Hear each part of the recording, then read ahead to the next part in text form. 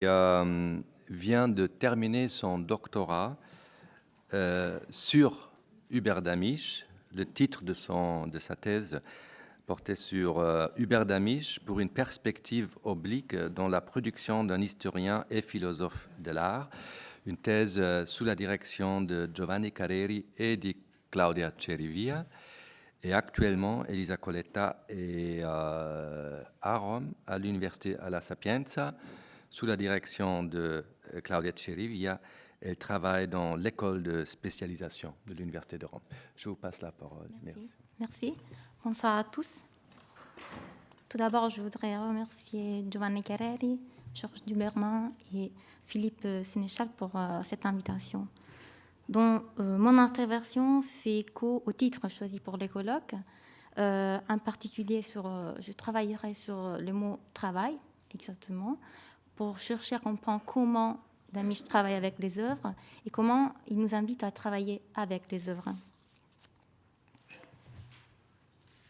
Habitué depuis toujours à analyser le travail de l'art, entendu en termes performatifs ainsi que cognitifs, Damisch a fait du travail avec l'art, du choix comme de la capacité de travailler avec et non pas sur les œuvres, la constante de sa réflexion. L'art sert à Damisch à réfléchir. Les œuvres ne sont pas seulement l'objet de ses réflexions, objet sur lequel mesurer ou pire appliquer de catégories nées en dehors de son domaine. L'art ainsi que les artistes constituent l'interlocuteur privilégié de ses recherches. L'autre, vers lequel l'historien de l'art regarde et duquel il dérive des interrogations utiles à l'approfondissement de sa recherche et à la correction de cette dernière. Il n'y a donc rien de surprenant à ce que de l'observation des œuvres, Damisch ait fait découler des questions capables de remettre en discussion des catégories et des pratiques de l'analyse historique-artistique. Il n'y a rien de surprenant à ce que dans des textes dédiés à des œuvres ou à des artistes qui lui sont proches, il soit possible de reconnaître les racines de positions théoriques exprimées et expérimentées ailleurs.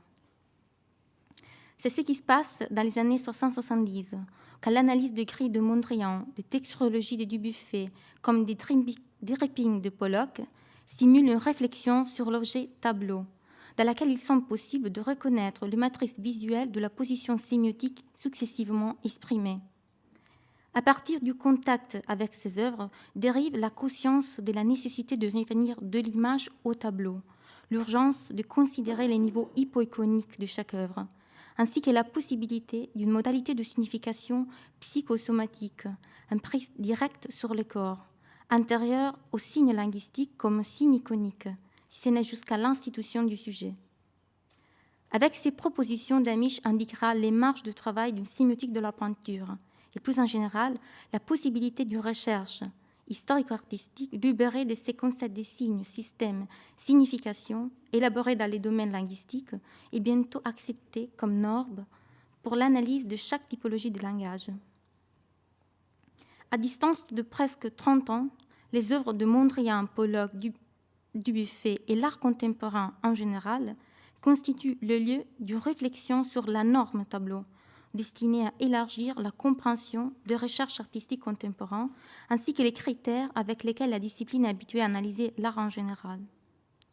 L'analyse de la norme tableau, de la survie, ou telle que l'a définie Damisch, de la ruse du tableau à l'intérieur de la production picturale contemporaine, contient en effet en soi-même une réflexion sur les rapports spectateur-tableau, à l'intérieur de laquelle s'éjoue une haute analyse de l'histoire de l'art et l'ouverture pour cette dernière d'un nouveau champ d'investigation. Les problèmes du sujet dans le tableau, étudiés de manière différente par rapport à ce que fera Daniel Arras à la fin des années 90, devient progressivement central de la réflexion de l'expert, à tel point qu'il fournit, sinon la clé de lecture, certainement une des perspectives utiles à la compréhension de la production plus mature de l'auteur.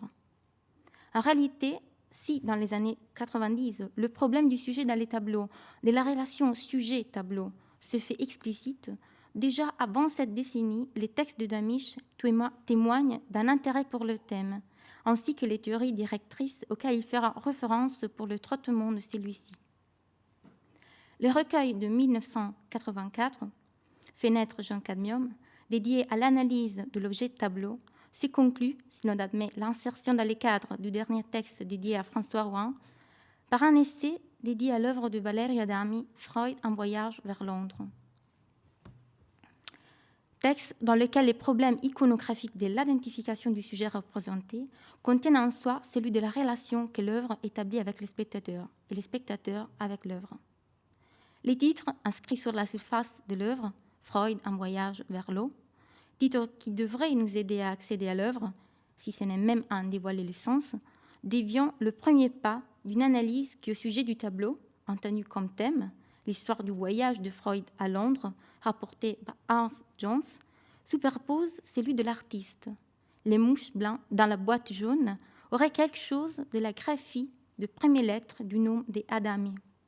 Alors que les césures internes à l'écriture, io de viaggio, détaché du reste du mot, et lo, au lieu du mot entier Londres, indiquent le déplacement vers cet autre sujet, le spectateur, dans la relation avec lequel se joue la possibilité d'un nouveau modèle de signification et de jouissance.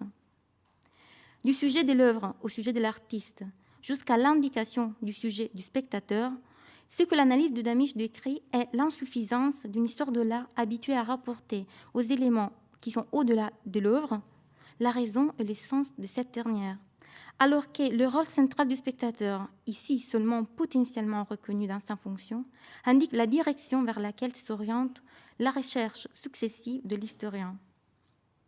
Le même texte de 1987, L'origine de la perspective, texte qui de la forme tableau analyse l'origine historique et la balance herméneutique, s'y conclut par un chapitre intitulé à titre indicatif « Le lieu du sujet ». Les titres déclarent l'intérêt pour le problème du rapport spectateur-tableau, alors que la pluralité de lieux indique la progressive problématisation de la relation établie par la recherche de Brunelleschi. Du portrait des époux Arnolfini, de Jan van Eyck, à Las Meninas de Velázquez, jusqu'aux réflexions de Picasso sur l'œuvre du peintre espagnol, les analyses soulignent en effet une problématisation du rapport que le peintre établit avec le paradigme, la peinture établit avec le paradigme de la perspective, une remise en question de la fonction mimétique de la peinture et, aspect pour nous plus important, une interrogation de la position comme de la fonction du sujet en place pour l'observer. La dissociation du binôme port-miroir, réalisé par Velázquez, arrive à Picasso, et alors que l'opacité du miroir, inscrite dans les œuvres de ces dernières, indique la fin de la vocation mimétique de la peinture, les difficultés pour le spectateur de repérer sa propre position devant l'œuvre du XVIIe siècle énoncent un problème destiné à se faire plus aigu dans la production du XXe siècle. En effet, avec l'art contemporain, un nouveau objet des analyses de Damisch, au tout début des années 90, un tel problème attend son explicitation maximale. Je cite, « De quelle manière, dans quel sens, se demande Damisch, une composition de Mondrian, un triptyque de Pollock, une textuologie de Dubuffet ou un tressage de François Rouen peuvent-ils être dits faire tableau, voire être qualifiés comme tels? Et qu'en est-il du sujet ?» Fin de citation. Qu'en est-il du sujet qui, ainsi que Damisch nous enseigne, avait appris à se regarder en présence de l'association tableau-miroir, qui avait tiré du rapport avec les tableaux la certitude de sa maîtrise, la conscience de son identité, si ce n'est l'illusion même de son unité. De quelle manière le sujet pourra-t-il se repérer dans la peinture, y tracer son parcours? Dans les textes L'origine de la perspective, Damisch affirme que la peinture, pendant la période classique, est à son stade du miroir.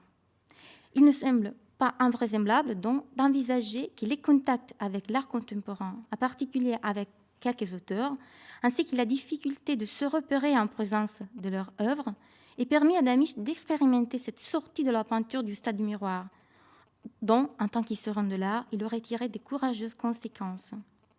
C'est exactement au conseil lacanien des stades du miroir et à la dissension stade-miroir-fonction-tableau formulée par celui-là même qu'il faut se référer pour comprendre les liens profonds qui unissent les textes dédiés à l'art contemporain publiés par Damisch au début des années 90 et l'iconologie analytique théorisée dans la même décennie et bien exprimée dans ses essais plus récents. En 1936, Lacan formulait la théorie du stade miroir en illustrant la fonction orthopédique exercée par l'image sur le moi. En particulier, il nucléait l'illusion d'unité que l'enfant dérive de l'image de soi-même renvoyée à lui par le miroir. Et plus en général, la fonction exercée par ces derniers dans la construction de l'illusoire unité du moi. Plus tard, dans une section du séminaire, livre 11, dédiée à l'analyse de l'optique géométrale, Lacan lui-même définira les tableaux comme la fonction qui permet au sujet de se repérer en tant que tel, et de plus, qui permet au sujet de s'y inscrire. L'écart entre ces deux définitions, la distance entre les objets énoncés, tableau, miroir, et les fonctions attribuées à ces dernières relève d'intéressantes analogies avec les objets des recherches de Damisch, et aspect pour nous plus important, avec les considérations théoriques que celui-ci en déduit. Si la distinction tableau-miroir fait écho en effet à la dissociation port-miroir réalisée dans les domaines artistiques, la distance entre le moi et les sujets indique aussi bien la possibilité d'une relation avec les œuvres avec l'œuvre différente de celle qu'une culture née au XVe siècle nous avait habitués à établir, que l'existence d'un sujet autre. La coïncidence tableau-miroir avait en effet été à la base de la démonstration contenue dans les premiers panneaux de Brunelleschi. Une démonstration qui se pose à l'origine de l'art de 4 siècles à venir et qui, dans sa structure, apporte les termes de l'optique géométrale utilisée par Lacan pour illustrer les caractères du sujet classique. La coïncidence projective entre l'œil du spectateur et le point de fuite situé à l'intérieur de l'œuvre permettait au sujet d'y retrouver facilement sa propre place, de se sentir automatiquement inclus, capté. La digression autour de l'aspect de l'œil du regard exposée par Lacan pendant le séminaire brise une telle coïncidence, en dévoile l'œuvre, ou mieux explicite l'existence d'un écart entre ces deux termes de la relation. C'est exactement dans cet écart qui se définit une autre manière pour les sujets de se repérer dans les tableaux, tandis que dans cette même possibilité, on mesure la distance entre le sujet de la science et celui de l'inconscient. Les sujets dont Lacan entend marquer l'inscription dans les tableaux, celui qui sera appelé à s'y repérer, n'est pas en effet le sujet de la science, mais celui de l'inconscient. Ce que Lacan indique dans ces lignes n'est pas uniquement une nouvelle manière de se repérer dans les tableaux, mais un sujet nouveau, ou mieux, une nouvelle manière de se repérer dans les tableaux puisque relative à un sujet différent. L'inscription du sujet à l'intérieur du tableau ne dépend dans ces cas d'aucune construction. Je suis dans l'œuvre car quelque chose me regarde, car moi aussi je suis tableau pour l'œuvre. Si un tel regard ne présuppose aucune coïncidence et un écart constant reste au fondement de cette relation, c'est de ce regard que dépend la possibilité pour le sujet de se repérer dans les tableaux. Je suis dans le tableau car quelque chose me regarde et me concerne, car moi-même, je suis tableau pour l'œuvre. Habitué des ateliers des artistes plutôt que des cabinets d'analyse, Damisch semble avoir formulé de l'observation des œuvres contemporaines une interrogation qui non seulement possède des correspondances précises avec la psychanalyse, mais se pose à la base de recherches qu'il partage des éléments avec la psychanalyse et contribue à développer les domaines de l'histoire de l'art. Les contacts avec l'art contemporain posent à Damisch une interrogation. Et même si la question n'a pas de réponse relative à l'objet qui la suscite, comme démontre le retour du problème et l'absence d'indications résolutives dans les textes plus récents de l'auteur, il semble difficile de ne pas révéler les liens entre les recherches de Damisch, qui au début des années 90 interrogent la norme tableau et la possibilité pour le spectateur de s'y repérer à l'intérieur, et cette iconologie analytique dans laquelle on définit un nouveau rapport entre le spectateur et l'œuvre d'art. En 1992, dans les textes qui théorisent l'iconologie analytique, Damisch explicitait les projets d'un discours par image qui retirait de la psychanalyse la capacité d'ouvrir la recherche de l'histoire de l'art au contenu inconscient. Les projets faisaient sien l'hypothèse de l'inconscient et proposaient en son centre un concept de figurabilité qu'il faut comprendre, Damisch nous explique, comme condition à laquelle est soumise la pensée qui, dans l'art comme dans les rêves, tente de se faire jour, et encore comme la condition à laquelle sera contrainte l'interprétation, si quelque chose comme un travail de l'art pourra être analysé. La confrontation avec les rêves mettait en lumière la capacité de l'art à donner forme à des contenus inconscients ou difficilement acceptables. Les concepts de figurabilité, de travail de l'art, indiquaient différemment les directions dans lesquelles on aurait dû opérer. De tels concepts étaient toutefois destinés à se problématiser, en s'enrichissant des nuances qui, de l'iconologie analytique, dévoilent la complicité tout en indiquant la richesse potentielle. Dans les passages du souvenir d'enfance par Piero della Francesca, publié en 1997 aux 2 essais dédiés à la chapelle de San Brizio à Orvieto, édités respectivement en 1999 et 2010, ce qui s'y définit est en effet une double typologie de la figurabilité, à laquelle correspond une acception différente du travail de l'art. Une fois qu'on a dépassé les renvois apparents au texte de Freud, et plus en général le risque d'une psychanalyse appliquée à l'art, une fois qu'on a pris ses distances avec la fin plutôt qu'avec les contenus des recherches de Giovanni Pozzi et Maurizio Calvesi, à propos de la même œuvre, l'analyse de la Madonna del Parto de Piero della Francesca démontre l'intérêt de Damisch pour ce qui, à travers l'œuvre et au-delà de celle-ci, y fait image, pour cet effet de sens dont l'œuvre est en même temps véhicule et agent, pour ce travail de la pensée qui agit inconsciemment dans l'œuvre et dans l'esprit du spectateur qui se trouve à l'observer. Au souvenir d'enfance qui prend forme dans l'œuvre et qui trouve dans l'iconographie chrétienne le véhicule et la condition de sa figurabilité, s'ajoutent en effet les souvenirs qui font image dans l'esprit du spectateur. Un souvenir dont l'œuvre déclenche la rémémoration, mais qui a dans l'inconscient du spectateur et dans la participation de ce dernier, respectivement le lieu et la condition de sa figurabilité. À côté de ce travail de l'art qui avait comme lieu de l'œuvre et qui avait permis à Piero de donner force d'icône à une énigme informulable, la Madonna de Monterchi rendant évident la possibilité d'un travail de l'art qui a en tant que lieu de son devenir, de son surgissement, l'inconscient du spectateur, et dans la mise en jeu de ce dernier, la condition même de son opération. À une figurabilité de premier type, proche du sens avec lequel Freud avait compris la capacité du travail onirique de donner forme à des contenus abstraits, correspondant le travail que l'art réalise en son sein, dont il est la condition de possibilité. La figurabilité de deuxième type, celle qui se produit dans l'esprit du spectateur, constitue d'une manière différente l'objet d'un travail extérieur à l'œuvre, dont cette dernière est moins le produit que l'agent, et qui, juste pour cela, résulte proche du travail analytique théorisé par Freud. À travers une œuvre dédiée au mystère de la figurabilité, qui est l'incarnation, une analyse qui unit la figurabilité interne à l'œuvre et celle dont l'œuvre est, ou peut-être l'agent, Damisch marque dans ses pages un enrichissement évident des thèses exprimées en 1992. La notion de figurabilité explique sa double nature, conformément à un travail de l'art qui perd le caractère univoque avec lequel Damisch l'avait théorisé, et à une recherche qui rend toujours plus évident l'identité du sujet dont il sera possible de repérer l'inscription dans le tableau. Les dernières acceptions du concept de figurabilité ainsi que le travail de l'art auquel on a fait référence constituent les axes de la recherche dédiée à la chapelle de San Brizio a Orvieto. Nous trouvons ici la version la plus mature de l'iconologie analytique, ainsi qu'une possible réponse au problème qui concerne la modalité avec laquelle au sujet sera donnée la possibilité de s'inscrire à l'intérieur de l'œuvre. Les pages jusque-là publiées, je me réfère au texte La mise du sujet et Le maître c'est lui, constituent respectivement le récit et l'analyse de la rencontre de Damisch et Freud avec l'œuvre. Récit du travail dans l'œuvre et l'agent et l'inconscient du spectateur de théâtre. Récit de cette opération que l'œuvre exerce au-delà de son plan, comme du temps où elle a été produite, et qui a comme condition, les titres choisis par Damisch pour le 2 essais le démontrent, l'investissement du spectateur qui se trouve à l'observer.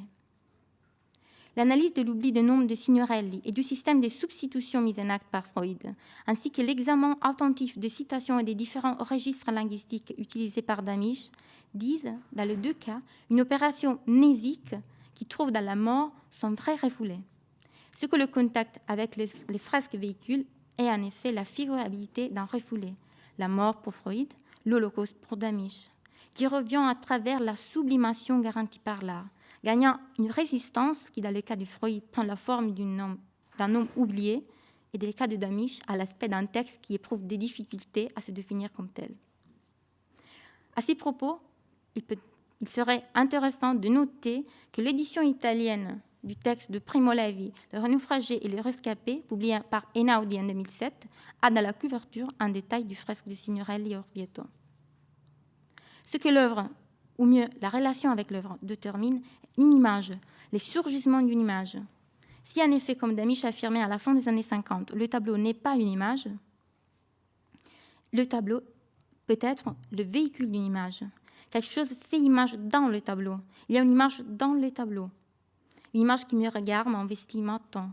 Une image qui, en même temps qu'elle se soustrait à ma vision directe, détermine mon désir de voir. Et dans l'interrogation de mon regard, opère mon institution comme sujet, ou mieux le dévoilement de ma subjectivité inconsciente. Une telle image se qualifierait comme les signifiants d'un autre signifiant, dans une chaîne infinie ou potentiellement telle, au terme de laquelle nous ne trouverons pas les sujets de la science, mais les sujets de l'inconscient.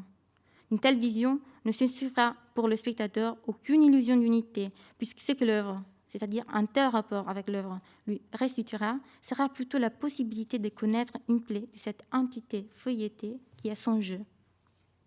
Ici se trouve une solution possible aux problèmes soulevés au contact des œuvres de Mondrian, Pollock, Dubuffet, et plus en général par l'observation de l'art contemporain. La solution ne concerne pas, comme l'avons anticipé, la modalité selon laquelle le spectateur pourra se repérer devant ces œuvres. Du rapport établi avec ces dernières dérive toutefois une expérience, nous pourrions dire un malaise, sur lequel semble se fonder la possibilité d'établir un nouveau rapport avec les œuvres. C'est pour sa capacité même à travailler avec les œuvres, pour la volonté continuelle et constante d'interroger l'histoire de l'art à la lumière de ce que l'art montre, qu'il semble vraisemblable de reconnaître dans l'interrogation soulevée par l'observation des œuvres de notre temps les moteurs d'une réflexion destinée à dépasser aussi bien les œuvres en question que l'art contemporain, pour se poser comme fondement de cette iconologie analytique où l'on donne un nouveau domaine de recherche pour l'histoire de l'art. Ce que Damisch nous propose est une iconologie adaptée à notre temps, capable de raconter l'art à la lumière des consciences qui appartiennent à notre temps. Une iconologie donc qui admet l'inconscient, non pas comme l'avait fait Panofsky dans l'introduction au texte de 1939, de la mode impersonnelle et involontaire dans l'œuvre sera porteuse de la culture qu'il a produite, mais qu'en capacité de l'art à véhiculer des contenus difficilement formulables, ou encore d'agir et d'interagir avec et non pas sur le spectateur appelé à l'observer. Ce que Damisch propose est une iconologie qui recherche la déclination mnésique de la survie, qui entend le rapport mot-image, qu'il a défini non comme verbalisation du sens interne à l'œuvre, mais comme produit de ce rapport avec l'œuvre, où l'on donne la possibilité pour le sujet de s'inscrire dans l'œuvre, pour cette dernière d'entrer à faire partie de cette histoire hors temps qui se joue dans la psyché du spectateur. L'iconologie analytique dont parle Damisch, elle est produite d'un travail avec l'œuvre, de même que du contact avec l'art dérive l'interrogation qui en constitue une des matrices, et du dialogue avec la psychanalyse, l'ouverture de nouvelles marges de manœuvre. Comme ce qui s'était passé à travers la confrontation avec la sémiotique des années 60-70, Damisch montre donc à l'iconologie de nouvelles possibilités, ouvrant la discipline à des problématiques et des objets jusque-là exclus de son domaine. Il faudra toutefois se demander si, à côté de la mise à jour de la discipline, l'iconologie analytique théorisée par Damisch n'a pas repris et donc développé, plus ou moins volontairement, plus ou moins consciemment, quelques traits de l'iconologie warburgienne, omis, si ce n'est éliminé, dans l'opération de systématisation et rationalisation réalisée par ses héritiers. Hubert Damisch ne cite Warburg presque jamais, et s'il le fait, comme dans les textes de 1999, l'objectif est d'indiquer la distance entre sa propre recherche et celle de l'hambourgeois. Pourtant, en lisant les textes, on ne peut pas s'empêcher de noter des analogies. Il est difficile de ne pas reconnaître le fort investissement personnel à la base de recherche de Warburg. Il est difficile de ne pas reconnaître la valeur attribuée à la trace mnésique laissée par les formes plus que par les œuvres dans les cas de Warburg et à la capacité de celle-ci de se réactiver après plusieurs siècles. Il est difficile de ne pas reconnaître l'analogie, du moins formelle, entre cette histoire hors temps, faite juste à position et de montage, que l'iconologie analytique se propose de raconter, et cette anamnèse de la mémoire collective que les planches de l'Atlas nous restituent. De même, on retrouve la reconnaissance de l'interdisciplinarité comme manière d'analyser l'art. Et si l'inconscient, qui presse également sous l'équilibre apollinien, possède dans les recherches de Warburg un rôle différent de celui qui lui attribue Damisch, dans l'iconologie analytique, commune d'eux, dans le respect pourtant des différences, c'est la capacité de considérer la force que les œuvres, et plus en général les formes, sont capables de préserver et d'exercer, et encore la volonté de dialoguer avec les œuvres, dans la tentative de remettre en mouvement le mécanisme qui les traverse, qu'ils soient entendus comme l'essence que les œuvres possédaient dans leur temps, dans le temps qui les a créées, qu'elles même ont exercé dans les siècles à venir ou qu'elles suscitent aujourd'hui dans les présents pour qui se trouvent à les regarder. Revenant à Damisch, on notera que l'iconologie analytique théorisée au début des années 90 indique la possibilité d'une histoire de l'art capable non seulement de considérer la pensée dans les œuvres sans le lieu, la pensée qu'il y a au travail, mais aussi de travailler avec celle-ci dans le temps qui est le nôtre. Les caractères relationnels d'une telle recherche se comprennent dans sa définition même. L'adjectif qui la qualifie renvoie en effet au rapport que le patient établit avec l'analyste, alors que la relation mot-image, contenue à l'intérieur du substantif, devra être lue en fonction de l'accession dialogique du mot logos. Ce que l'on a dans l'iconologie analytique, en effet, est le dialogue entre deux sujets, l'un ayant besoin de l'autre, de la reconnaissance de l'autre pour se définir comme tel. L'œuvre, non plus simple objet d'étude, se pose comme sujet, et de la relation même avec le spectateur dérive la possibilité d'être reconnu comme tel. Le même spectateur tirera de la relation avec l'œuvre la possibilité d'être reconnu comme sujet, de se reconnaître comme tel. La possibilité de connaître une partie de du propre sujet inconscient, donc de s'inscrire à l'intérieur de l'œuvre. Dans les textes de 1974, dédiés à l'œuvre de Valerio Adami, Damisch se demandait vers quel lieu, de quelle opération était dirigé ce jeu qui apparaissait dans l'inscription. La question ne recevait pas de réponse dans l'essai, mais contenait en soi les éléments nécessaires à sa résolution. Le jeu indique en effet la position d'une œuvre qui se veut interlocuteur d'une relation où le spectateur sera invité à en faire partie. L'opération, à laquelle on fait référence, anticipe d'une manière différente cette figurabilité de deuxième type où l'on donne une possible survie, reproductibilité de l'œuvre et la possibilité pour le spectateur de se repérer comme sujet à l'intérieur de l'œuvre. Si, en effet, comme Damisch rappelle dans l'essai de 2010, Signor Elli, si le maître c'est lui, il est vrai aussi que Signor Io, Signor je, les spectateurs étant appelés à donner la preuve d'une mise du sujet, dont dérive son identité du sujet, comme la possibilité de reconnaître à l'œuvre sa stature de sujet. Aujourd'hui, alors que quelques pages de cette iconologie analytique ont été écrites et une ligne de recherche a été tracée, il semble donc possible de répondre à la question posée par Damisch en 1974. Le jeu de l'œuvre aura comme interlocuteur ce jeu même, je et non, ce sujet même, je et non moi, appelé à réactiver le mécanisme. L'œuvre retirera d'un tel rapport la possibilité d'agir aujourd'hui. Le spectateur, la possibilité de se repérer comme sujet. L'histoire de l'art, une nouvelle manière d'observer les œuvres et d'en écrire. Merci. Et j'invite le public à commenter, à poser des questions. Je vais peut-être poser une première question. Il y avait beaucoup d'échos entre ce que tu as dit et la communication d'Emmanuel Allard de ce matin autour de l'inscription donc de la subjectivité. C'est tout à fait central.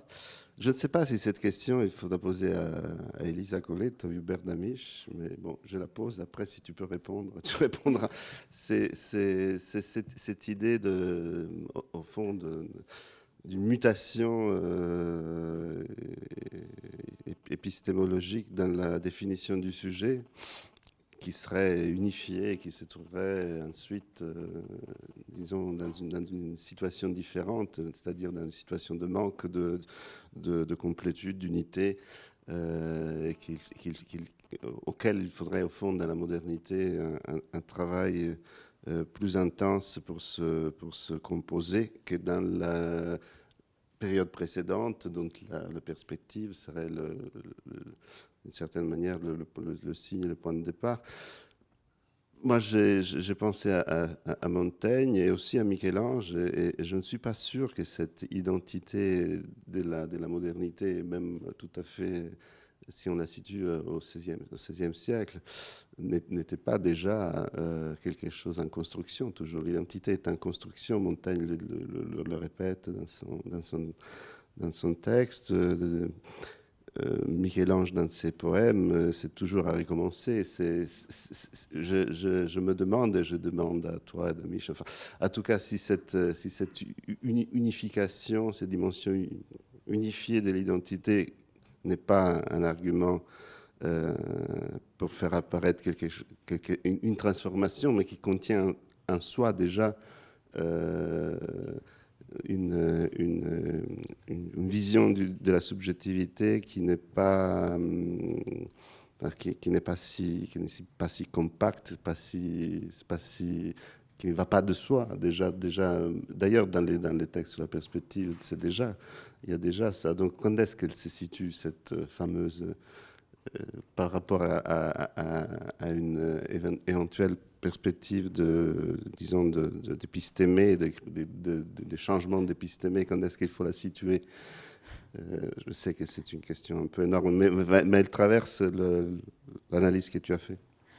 Donc, pour ce qui concerne l'analyse dans le travail d'Hubert Damisch, on peut dire que si le problème du sujet dans les tableaux devient central et au mieux explicite dans sa production plus récente, c'est vrai aussi que le problème du sujet dans les tableaux en général, le morcellement, la dimension, disons, morcelée du sujet, appartiennent à la sensibilité de Damisch. Et si après, si on commence à relire à rebout sa production, on peut la reconnaître déjà dans les essais qui datent aux années qui précèdent l'iconologie analytique. Donc, pour cette raison, c'est très intéressant de noter dans quelle mesure, même dans les textes qui datent aux années 70 et 80, on trouve déjà ces problèmes du sujet. Et même dans les textes qui est dédié, consacrés, disons, au sujet, à cogito de Descartes, dont un sujet qu'on veut qu'on conçoit comme un sujet unifié. Donc ça appartient probablement à la sensibilité d'un homme qui appartient au XXe siècle et qui a déjà la conscience d'un sujet morcelé. Et c'est pour cette raison que c'est un thème qui traverse la production de Damisch. Pour ce qui concerne au niveau, de l'épistémologie, en général, d'un changement, d'un passage, ce serait intéressant de voir à travers les artistes s'il y a vraiment un passage qu'on pourrait marquer, puisque probablement, si au niveau philosophique, on arrive plus tard à théoriser cette morcellement, cette division du sujet, au niveau artistique, on peut le repérer déjà avant, donc peut-être même à l'époque de Michel-Ange, par exemple. Ce serait intéressant de considérer cette conscience intellittéraire, on peut dire. Moi, je pense que Montaigne le fait déjà, mais enfin, une discussion. Est-ce qu'il y a des questions?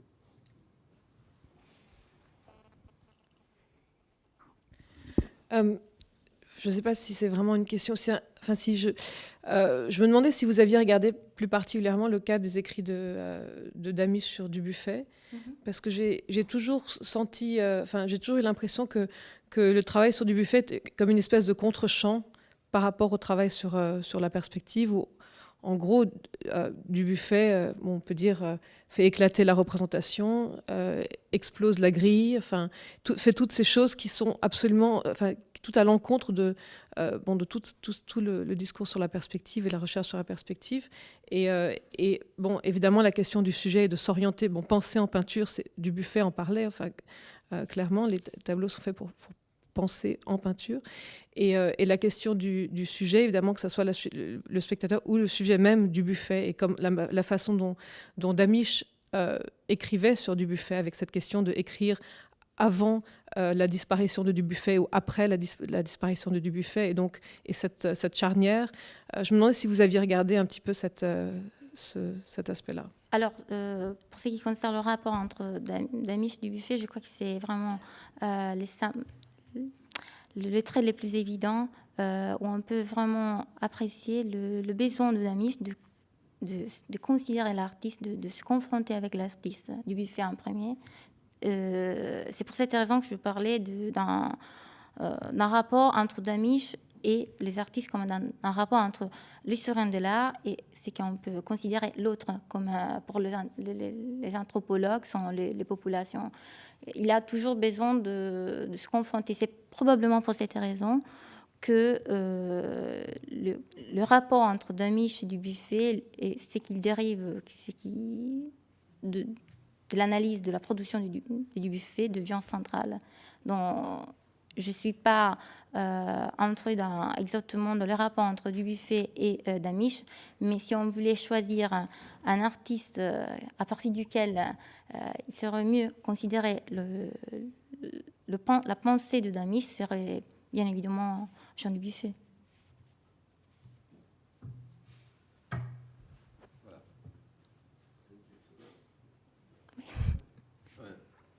Oui, encore.